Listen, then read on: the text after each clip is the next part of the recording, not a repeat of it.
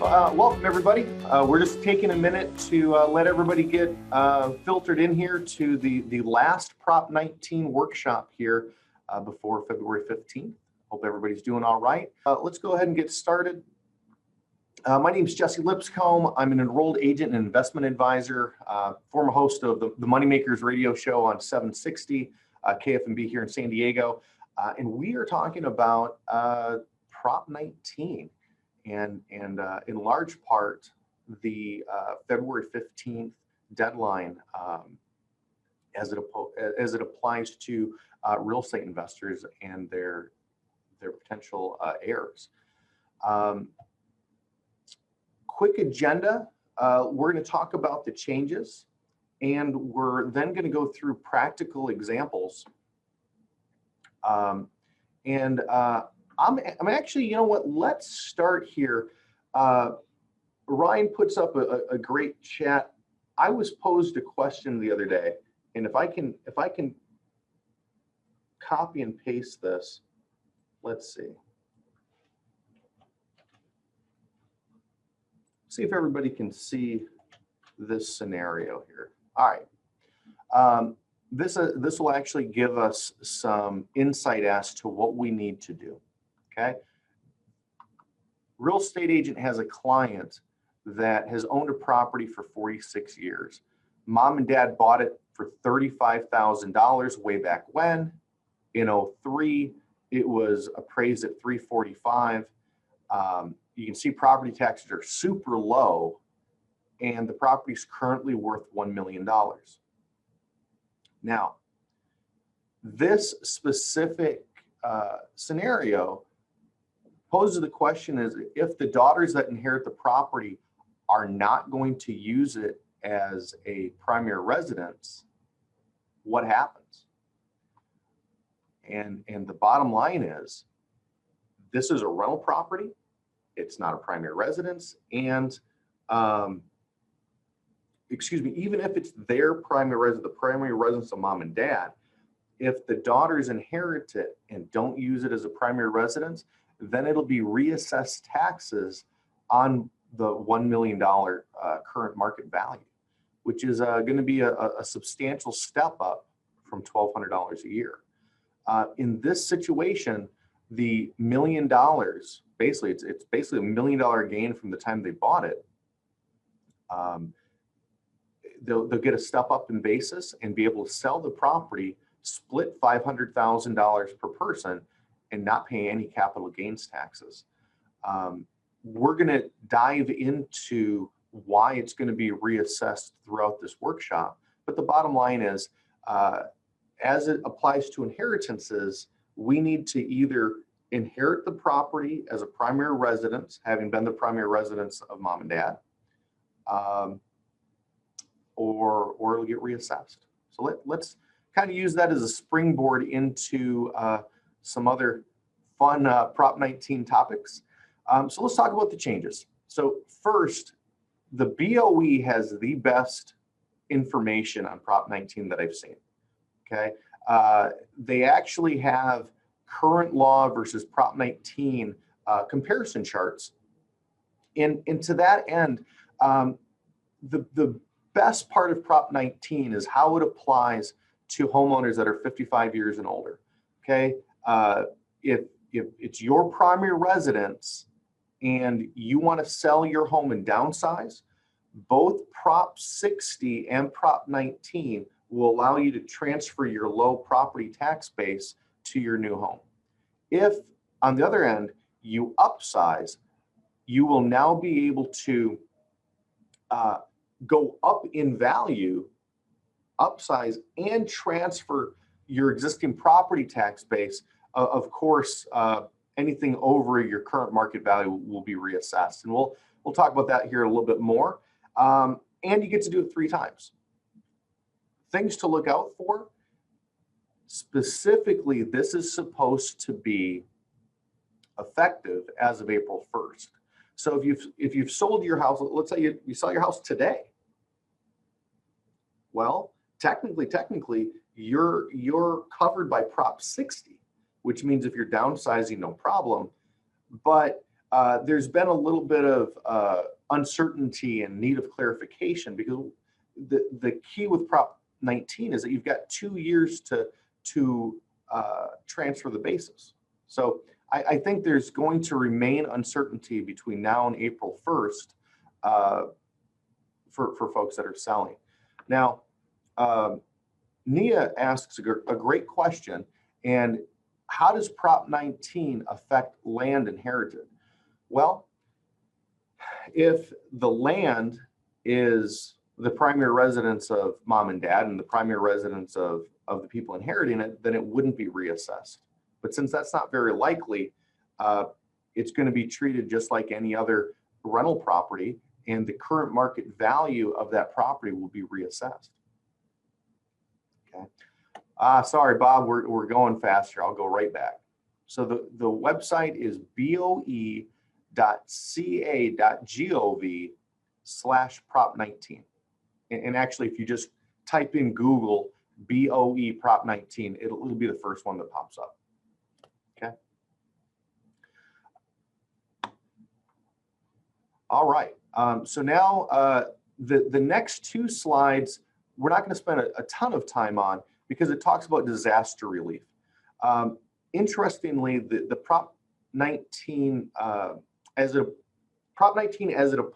applies to homeowners, whether you're 55 or older, disabled, or affected by a wildfire or other natural disaster as defined by the governor, it gives you that same, all the rules are exactly the same. Okay. Having my own personal residence burn down in 2014 and taking 2 years to rebuild, I just think that wildfire relief sounds great, but it's probably not practical. And then the reason why, our $700,000 home became a $200,000 pile of rubble, and you either get replacement value or you get current value.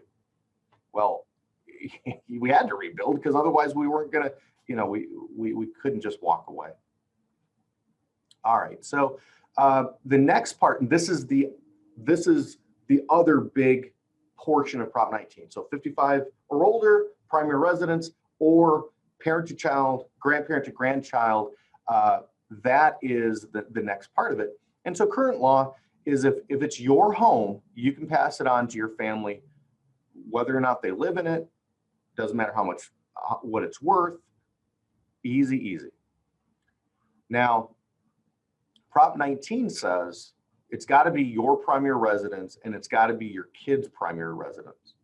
Okay, and that that first part makes it a little more difficult. And additionally, there's anything over $1 million gain is also going to be reassessed. Okay, currently, you can pass on up to $1 million worth of assessed properties without getting reassessed, but that's completely eliminated, and that goes into effect on Tuesday. So we're going to go through here a little bit more, and we're going to dive into this a little bit more. But those are the big issues with Prop 19. So let's talk about the various values and terms as it applies to land. So you buy your house, and your house will get assessed property taxes based upon what you bought it for. Prop 19 will keep your property taxes super low for as long as you own them, unless you like remodel and expand the square footage, in which case that event will cause a future assessment. But otherwise, you buy it low. You buy it for 30 grand in 1970, plus 2%, you're probably at 70 grand now. Okay, versus the market value, that's the sales price or purchase price. And then event-based is what? Well, now it's when somebody dies. So understanding that, we've got some great tools. The San Diego County Tax Collector, sdttc.com. Okay, you can look up a property's tax rate and assessed value. Realtor.com is also wonderful because it'll give you an estimate of the market value. Of course, you real estate agents out there, you guys know the local market's best, but we can use this as a guide. And the assessed value, you'll see that it matches what's at the San Diego County site. Additionally, you get to see the current and the prior year property taxes. Let's look at Nia's question. She says the client just inherited several California rental properties. She's the only heir. The death occurred on January 15th. Is she affected under 19 or remains under previous law because the property transferred pre-228? Wow, Nia, that is, I mean, sorry to hear about the death of your client's family, but she's in a very, very advantageous situation because she benefits from two situations. She benefits from not only the step up in basis federally, so long as the estate's under $11 million, whatever the current market value of those properties are, she owns them for them. So an example, mom and dad bought each property for $100,000. Each property is currently worth $1 million. She now owns all of these properties at $1 million. And if she sold them today, she would pay zero capital gains tax.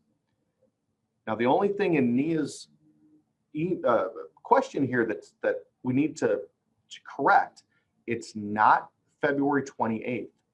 It is February 15th. She needs to transfer these properties expeditiously into her own name.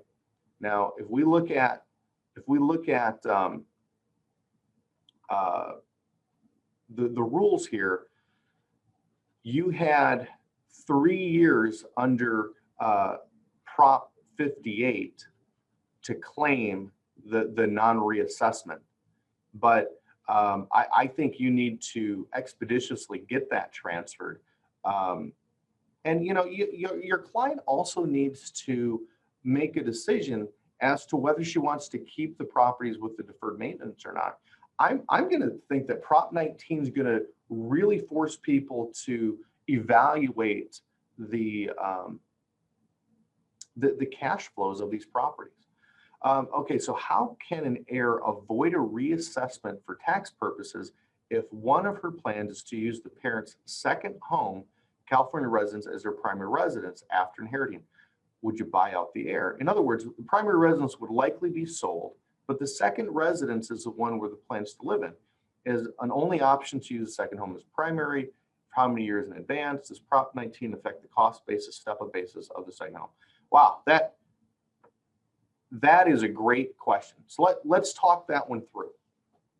And in fact, if you don't mind, I need to visualize this. So let's go off script here a little bit. We're going to put this in paint and let's just think it through. Okay, Prop 19. You've got a primary and you've got a second home. Okay. Now, the rules with Prop 19 are what? It's super simple. It needs to be the primary residence, the principal residence of both the transferor and the transferee. So, I mean, one of the things that mom and dad could do is they could file a homeowner's exemption on the second home, right? Homeowner's exemption, treating that second home as their primary. That's probably the safest thing to do. And basically what they're doing is they're going to treat the second home as their primary and the primary as a second home. That would make most of the problems with Prop 19 go away as it applies to the situation. Now, the other question here is, so California resident as their primary residence after inheriting, would they buy out the other heir? So if I think what you're asking here is if the property doesn't have one heir, but there's two, yeah, once you inherit the property, just refinance it and buy out the second heir. If it was up to me, I would have the transfer only go to that person who's going to use it as a primary, so that half of it didn't get reassessed. Okay, Nia asks, property is held in a revocable living trust, which is now an irrevocable living trust. She doesn't want to keep them, but they have good tenants she doesn't want to disturb. This right here, this is golden. Let's go back up to Nia's thought. Okay, so in Nia's situation, it's really, Prop 19 doesn't really impact Nia. And what I mean by that is when she's inheriting these properties right now, she can sell the properties with the tenants and just somebody else is the owner, and she'll cash in the sales price and not pay any capital gains. That step up in basis at death is the most powerful tool that Nia's clients has right now. Okay. All right, let's keep on flowing here with the workshop, and keep posing your questions if you have any. But for those that are new to Prop 19, I still want to give you guys understanding of how it works. Here's an example. Antigua Boulevard, let's take a look at it. So if we go to the county website, we're going to find that California has a 1% tax. San Diego's got a bunch of bonds. And when we look at this, we can see our tax rate here is 1.22%, $900 a year in taxes. And the assessed value, for you guys that are real estate investors, you know that property is both land and improvements. You can depreciate the improvements, but the total there is $76,000, right? Realtor.com, same thing. Look at the price and tax history. Estimated value $771. Wow, 1972. Bought the house for $32,000.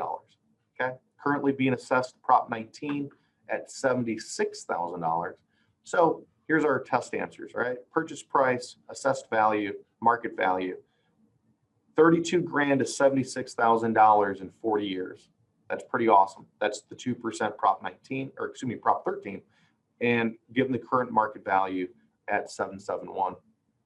So some practical examples.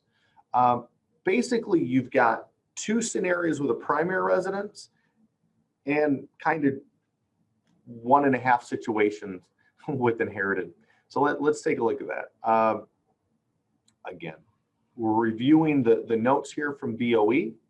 Okay, so if it's 100% or less, it keeps the same, and if it's more than that, it gets reassessed. So let's see the example. Okay, here's our sample property again. We're going to downsize. We're going from 771 to 750, nice and easy. Here's our numbers from Prop 13. Okay, it's just Prop 19 is just like Prop 60.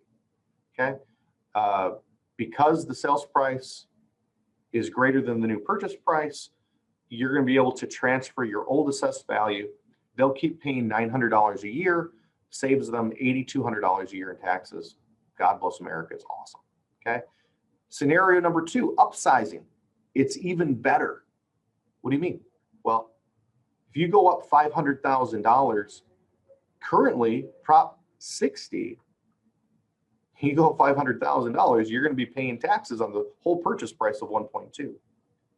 With Prop 19, SDAR and CAR scored a huge victory because now you'll keep your low $76,000 assessed value and only pay additional taxes on the difference of the sales price and the purchase price.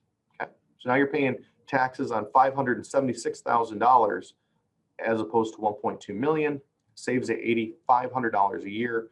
And you know, for those of you that are great at math, you want to figure that out. Sales price, purchase price, add that to your assessed value, figure out what the difference in tax rate is, and that's your savings.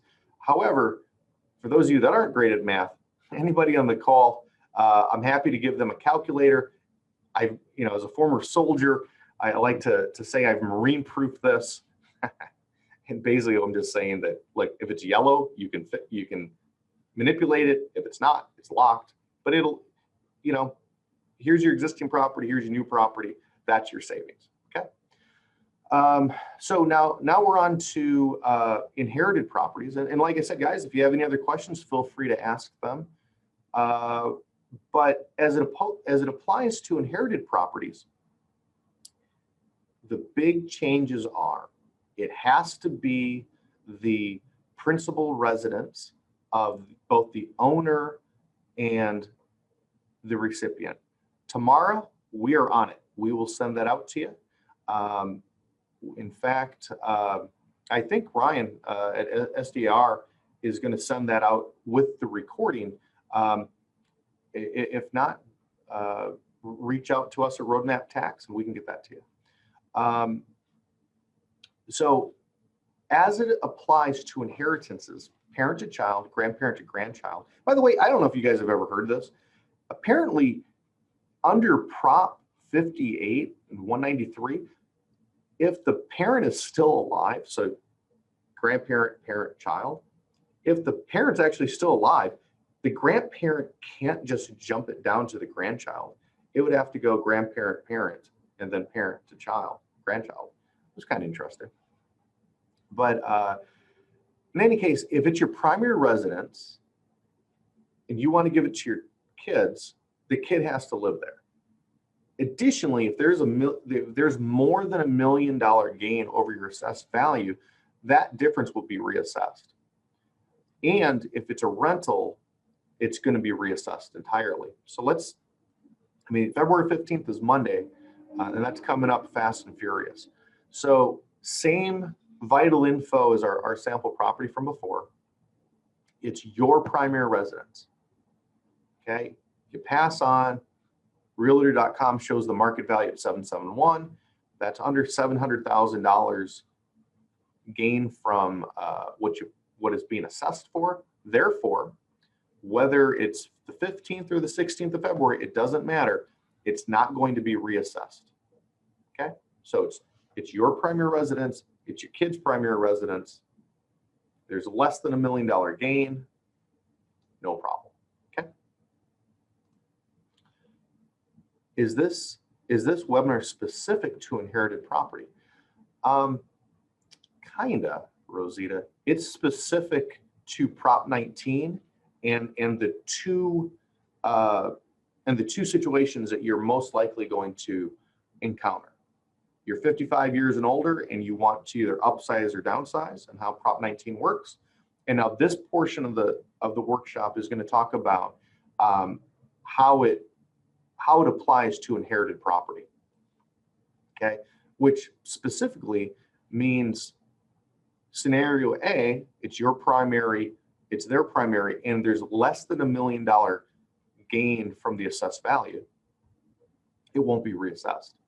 Let's say that years down the way, your property is worth $1.1 million, which is basically $1.1 million more than the assessed value. Prop 19 says that anything over $1 million will be assessed. So in this situation, there's a $1.1 million difference. So there's going to be $100,000 additional assessment. So you go from paying taxes on $76,000 at $900 a year to $176,000 at $2,000 a year. It's okay. You know, it's not great, but it's not bad either. That's okay. If it's a rental, on the other hand, it doesn't matter. It doesn't matter what it is. If it's a rental and it's inherited after the 16th of February, it gets reassessed at full market value. And so that what we want to think about, though, you know, there are a lot of consequences, most of them unintended. There are a lot of consequences for you to try to beat the February 15th deadline. Personally, and I, you know, I'm just being really sincere to everybody on the webinar. I think that 9 out of 10 kids that inherit mom and dad's property are probably going to sell it. I could be wrong, but I've talked to a ton of people as it applies to Prop 19, and I've actually come with one client that actually would benefit from transferring it. And the reason, I mean, they're real reasons. Mom and dad struggled for years to manage and maintain the property. And their goal is to give an inheritance to their kids. But most of the time, the kids are willing to inherit the property, but once they receive it, they realize that if they sell it, they're going to have a lot more cash than the monthly cash flow from the property. You know, with rental caps in California and San Diego being at 4 or 5% or less, you could sell the property, pay zero capital gains, go out to the hinterland in Texas or Arkansas or whatever, and get 10% rental caps, have more cash flow on newer properties. But I really think the capital gains tax exclusion for most people is going to be more valuable than transferring old properties to keep low tax rates. Additionally, you don't want to make your future ex-son-in-law co-owner or half owner of the rental property that you've had for 50 years, okay? Because if you transfer the property to your kid, we're a community property state, you've just made a potential ex-son or daughter-in-law half owner. But those are the strategies. You can gift it to your kids. Joint tenancy is really kind of a bad strategy because it only gets half the stuff up. A life estate's an old strategy where you sell the property, but you still get to live in it. You still get to enjoy the rent. Doing a seller carry where you sell the property to your kid and then you carry the note, that might work. And then the last one, and this is actually, who was it? Was it Ildiko asked about this, I think. The second home. So maybe the parents sell their primary via Section 121, take in that $500,000 exclusion, move into the second home, transfer the property tax base via Prop 60, and then when they pass on, the Prop 19 would apply to their kids. But all in all, I really want to go back to a word of caution. There are a lot of unintended consequences for trying to beat the 16th deadline, and I just don't think it's going to work out for most people. So as a recap here, we talked about the changes. We talked about the Prop 19 comparisons, the differences between purchase price, assessed value, and market value. And then we've gone over some examples of primary residences and inherited properties. These are the slides directly from,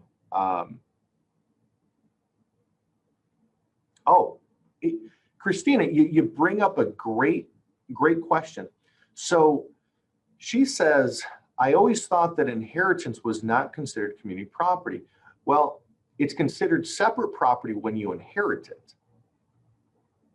But that's why I was cautioning you that if you gift it to your kids, it's not an inheritance, it's a gift.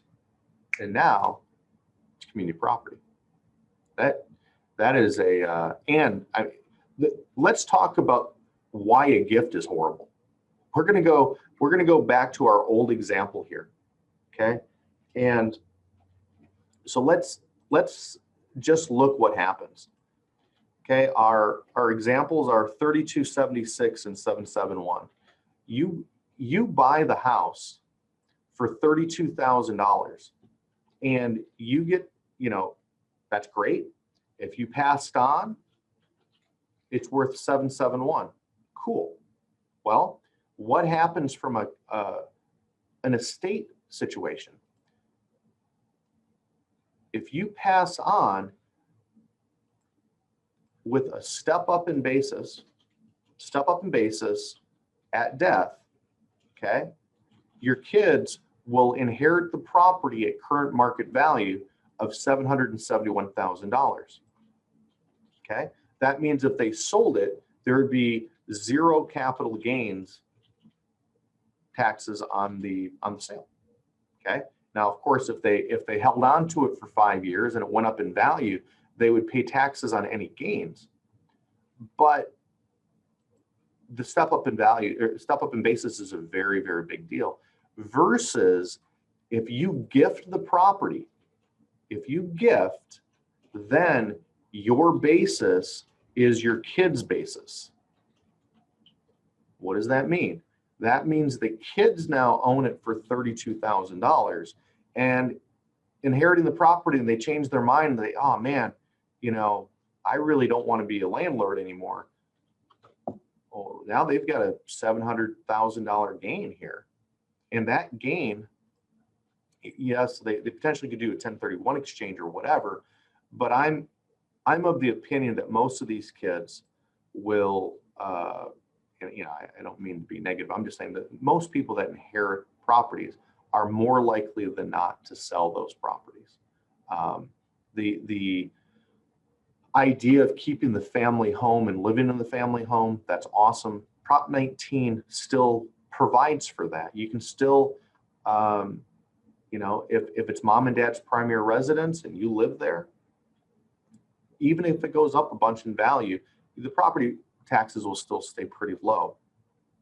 It's just the investment properties are going to be reassessed.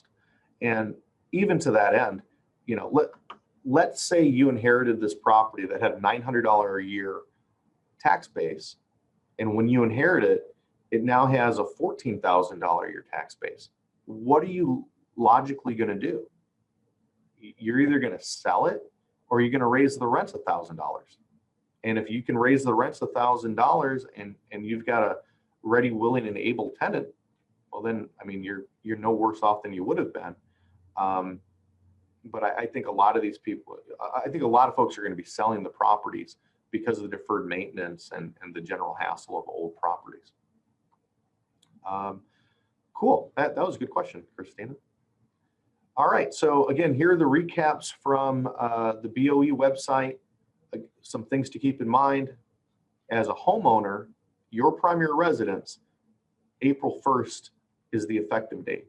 There's uncertainty and a lack of clarity as to, well, what if you sold and bought before April 1st? And they just haven't clarified it. 100% certainty, if you close after the 1st on your sale and you close after April 1st on your purchase, then you're good to go.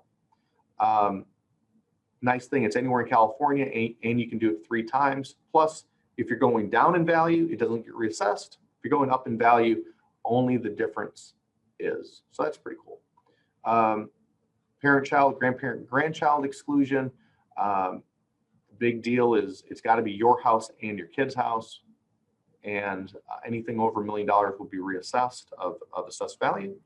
But rental properties and land and all that good stuff will be reassessed, which again, I think capital gains tax exclusions are more powerful as a positive than paying higher property taxes are as a negative. Okay. Oh, look at that. The parents of the grandchild who qualifies as children of the grandparent must be deceased on the date of death. That was something that was kind of a gotcha from the old Prop 58 and 193 days. Okay, hey, we've got these calculators. Ryan said he's going to push those out as part of the recordings of the workshop. And I appreciate all the questions. You guys did a great job. You made this a lot more fun for me, at least engaging with you all. If you have any tax planning questions, feel free to reach out to us, roadmaptax.com, and let's make it a great one. Need more help? Contact SDAR Member Services at 858-715-8040 or membership@sdar.com.